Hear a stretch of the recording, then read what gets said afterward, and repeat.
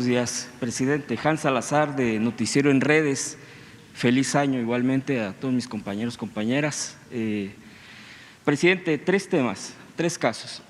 La primera pregunta es respecto a la ley de amnistía que este gobierno de la Cuarta Transformación ha impulsado y que, bueno, pues es una realidad para varias personas que injustamente están presas o estuvieron presas, algunos ya han sido liberados, sin embargo va a cuentagotas, parte ya ha habido informes aquí, sin embargo hay casos, yo no quiero decir que hay unos más relevantes que otros, yo creo que cualquier asunto injusto, desde la persona más humilde que quizá no conozcamos en este momento o no tenga el dato, hasta la persona quizá más conocida, quizá por su actuar político, su defensa en los bosques, etcétera.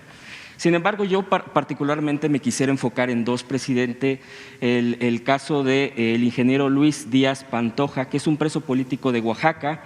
Es el mismo caso. El tema es de testimonios fabricados de dos testigos protegidos, utilizados en el gobierno de Felipe Calderón, actualmente desaparecidos, que no logran identificarlo físicamente. Por ejemplo, otro testimonio es de un miembro de su familia bajo tortura. Hay pruebas documentales, obviamente, donde pues contrarrestan esta narrativa para mantenerlo preso y ya están considerados dentro pues de un listado creado por la dependencia de la Secretaría de Gobernación. También el caso y que aquí también ya lo había expuesto, el caso de Pablo Green Salamanca, igualmente la misma situación, también preso en el gobierno de Calderón, coincidentemente no, en un gobierno absolutamente represor, absolutamente pues que ha dejado una estela de dolor como porque finalmente las familias, por supuesto, los presos siguen injustamente impotentes ante esta situación. En el esquema que yo he estado revisando y de las actas, también ha sido considerado el caso del señor Pablo Green. Sin embargo, en esta revisión también hay mano, hasta donde yo he revisado, por el tema del Poder Judicial, que es donde luego se atoran las cosas, porque obviamente pues sabemos perfectamente que pues hay intereses, hay mucha corrupción que desafortunadamente del lado del Poder Judicial no se ha desterrado. Y yo le quisiera preguntar, presidente, sobre de estos casos, si se pudiera informar por parte del subsecretario y qué hacer al respecto, pues para poder dar claridad y que no se quede nada más en un tema nuevamente pendiente. Las injusticias hay miles, seguramente millones. Sin embargo, por empezar a clarificar y a transparentar este tipo de procesos para liberar a presos políticos, presidente, yo les pondría esta primera pregunta. Pues yo creo que es de mucha ayuda, es como la denuncia contra la corrupción, es de mucha ayuda el que ustedes traten estos casos y que nosotros tengamos la información para buscar la manera de hacer justicia. Tenemos que seguir denunciando y exigiendo justicia y empujando el elefante para que se camine, porque estos procesos son a veces muy burocráticos, no hay justicia rápida, expedita, y aquí lo vimos el año pasado, pues, cómo se logró la libertad de un joven que no tenía por qué estar ahí, no tenía por qué estar preso, ya había cumplido con su condena y sin embargo por un trámite legal se le tenía preso, poniendo por encima de la justicia un procedimiento burocrático, legaloide. Entonces, todos podemos ayudar en esto. Deben ustedes tener en cuenta de que hay voluntad en el gobierno que encabezo para no permitir ninguna injusticia. Entonces, lo que estás planteando, le vamos a pedir a Jesús que lo trate en la Secretaría de ¿Le puedo Gobernación. entregar la información? Sí, Ok. para ver qué podemos hacer. Gracias, presidente. El segundo tema, ya se lo había planteado aquí, el caso, estos dos, rapidísimo, lo del SUTERM, los jubilados que les quitaron sus derechos dentro de estos contratos, dentro de estos pues convenios, que son diferentes documentos.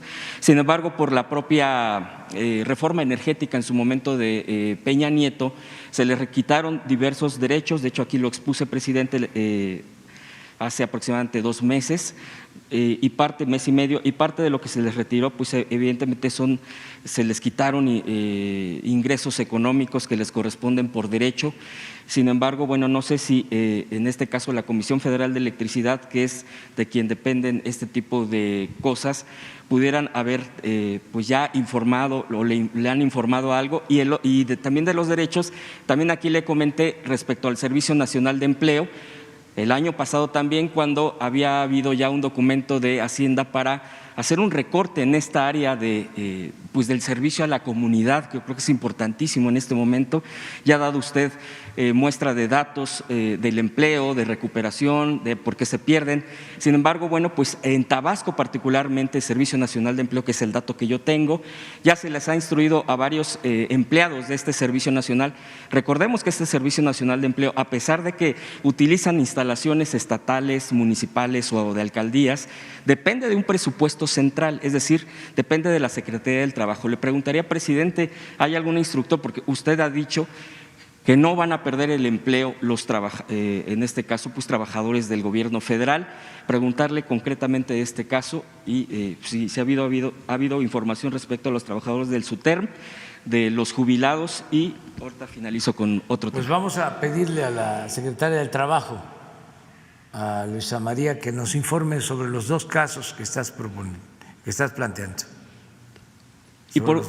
SUTER y lo de los trabajadores sí. del Servicio Nacional de Empleo. Gracias, presidente. Igualmente le proveo de información a Jesús. Y por último, presidente, esto es un tema que yo hace un año precisamente le expuse aquí. El día de hoy aparecen en los medios que jueza de Inglaterra rechaza extradición de Julian Assange, fundador de Wikileaks. La causa es que se podría suicidar en Estados Unidos.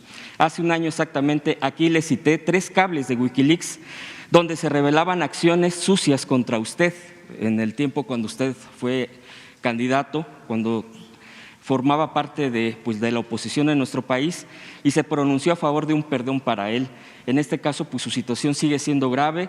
Acaba de suceder esto de la jueza que ha rechazado esto para que sea extraditado a Estados Unidos. Reitera su postura al respecto, presidente. Y yo le pregunto esto es un caso, por supuesto, internacional, porque en esa ocasión que yo le pregunté, definitivamente su postura, su voz, tiene un eco más allá de nuestro propio país, y por supuesto que tiene que ver con las libertades de prensa, la libertad de expresión, de lo que aquí en las mañaneras, desde un espacio poderoso, me parece, refleja y manda un mensaje no solo nacional, sino internacional, presidente. Gracias, le agradezco la atención. Bueno, pues yo celebro primero que en Inglaterra se le haya dado protección al señor Assange, que no se haya autorizado la extradición a Estados Unidos. Creo que es un triunfo de la justicia. Celebro el que en Inglaterra se actúe de esa forma, porque Assange es un periodista y merece una oportunidad. Estoy a favor de que se le indulte. No solo eso, voy a pedirle al secretario de Relaciones Exteriores que haga los trámites correspondientes para que se solicite al gobierno del Reino Unido la posibilidad de que el señor Assange quede en libertad y que México le ofrece asilo político,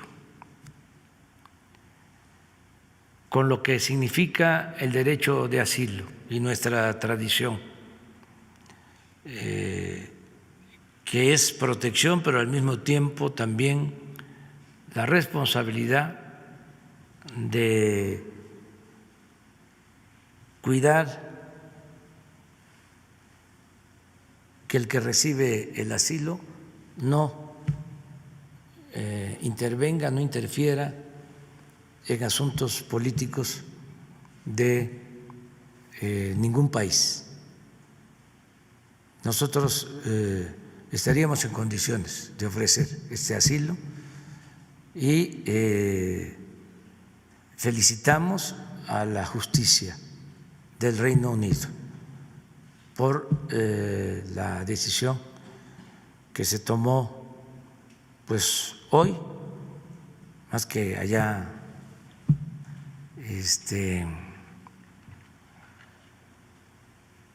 fue por la madrugada, ¿no? Pero fue una muy buena decisión. Entonces, perdón al señor Assange, indulto y asilo en México. Nosotros le damos protección. Vamos a hacer esa gestión. Y así termino. Nos vemos mañana.